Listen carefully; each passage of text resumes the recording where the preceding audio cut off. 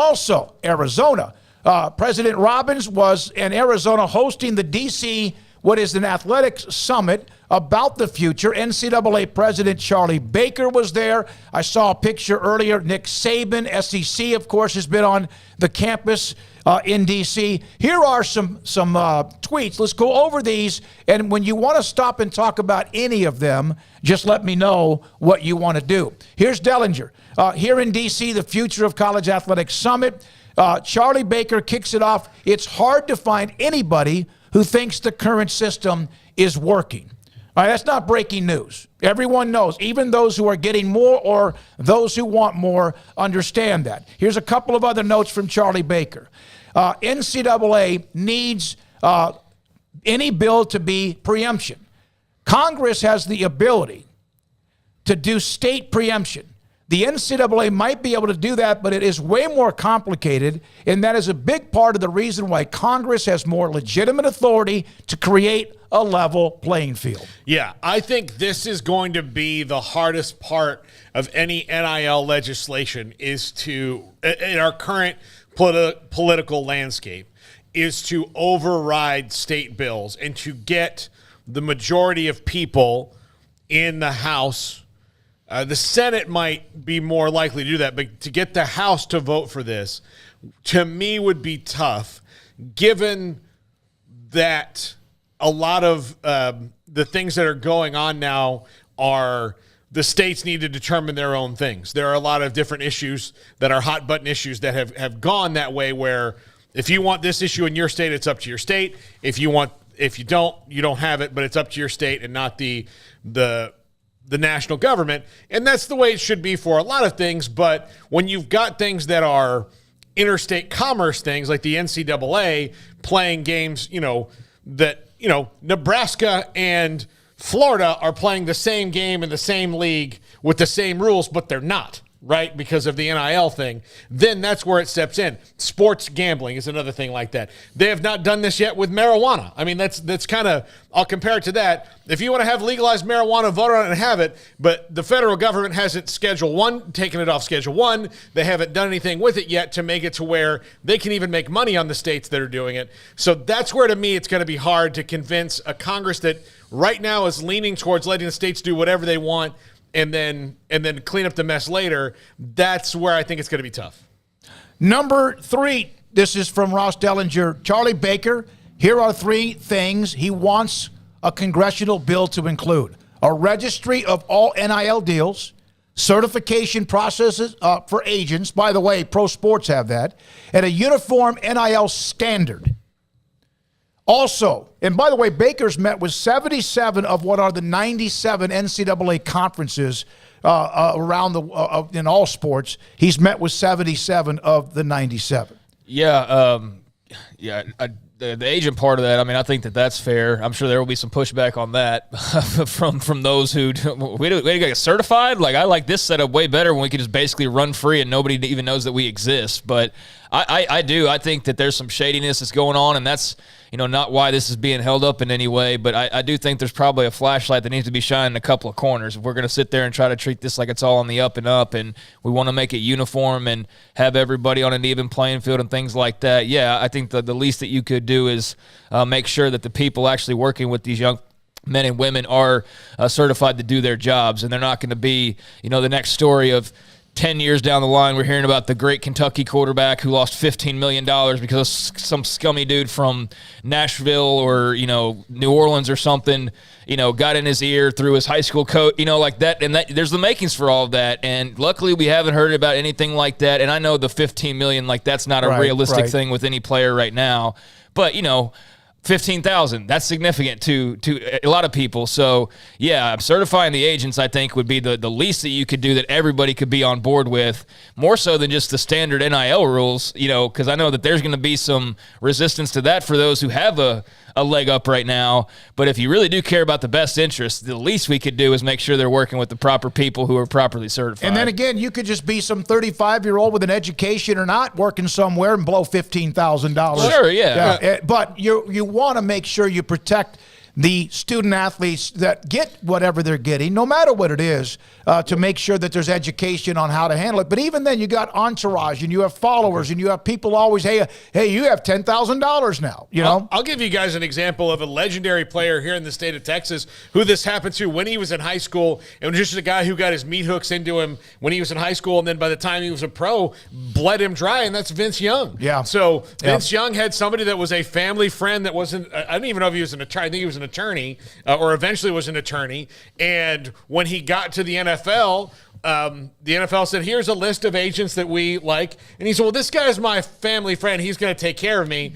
And the Titans were like, I don't know if you want to do that. And then he did it, and then eventually he lost a bunch of money. And he some of that was on his own. Like, he was the stories about him going to like a Chili's and, you know, people patting him on the back and him buying rounds for the whole house at the Chili's. That's on Vince Young. But he was taken for a ride by a guy who got his hooked into him in high school, and that guy was patient. Yeah. He waited for the payday, as where now he didn't have to be patient. He can get your hooks into 16 and take the money down. You hear those stories about boxers or other athletes, no matter how many times they've been a part of it. Here's Baker on the timeline for a congressional bill suggesting that we've written about quite a bit. This is from what Dellinger was talking about. It needs to happen before the end of the year when the presidential election cycle gets going. Seems optimistic in something happening. Of course, nothing has ever gone through it and or really gotten to the point of a true vote.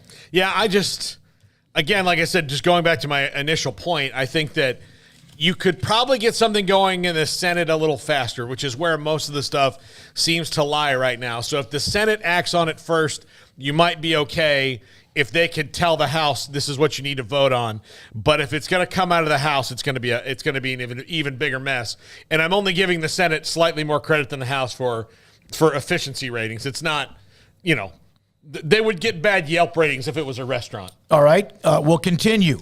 Baker describing the state laws prohibiting enforcement. We kind of touched on this, where people just basically say, screw the NCAA, screw the conference, screw their rules. And a lot of that's on their own fault, because they waited too long to try to at least understand that their belt was being loosened with all the different rules, the old Bannon lawsuit, et cetera. And so, yeah, I probably have said that a few times. Screw the NCAA. They had their opportunity. They had everything they wanted, and they wanted more. They didn't want to give up anything. They waited, and then eventually legally they basically had everything slipped through their hands. Well, when you're kind of the bully and you beat up on people and it's never even, you don't even know the reason why sometimes, you know, like it's not always clear as to why they beat up on some people worse than they beat up on others, you know, even if the crimes, so to speak, are similar.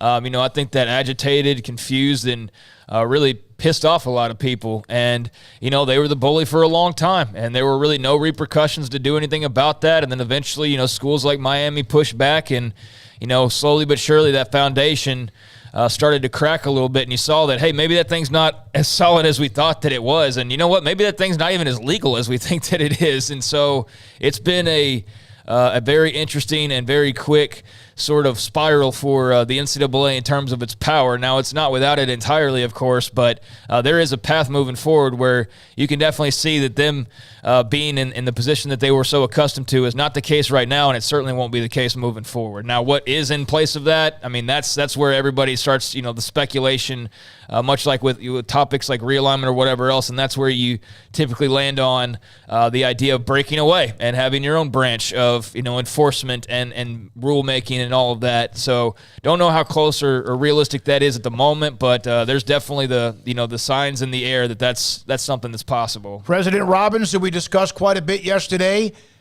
suggesting the NCAA is too big and 3 divisions need to be split out, separated by more than they are already. And Charlie Baker, who was in the room, of course, along with many others, clapped at the idea that, first of all, the NCAA is like that big, huge whatever that's just won't, they can't budge.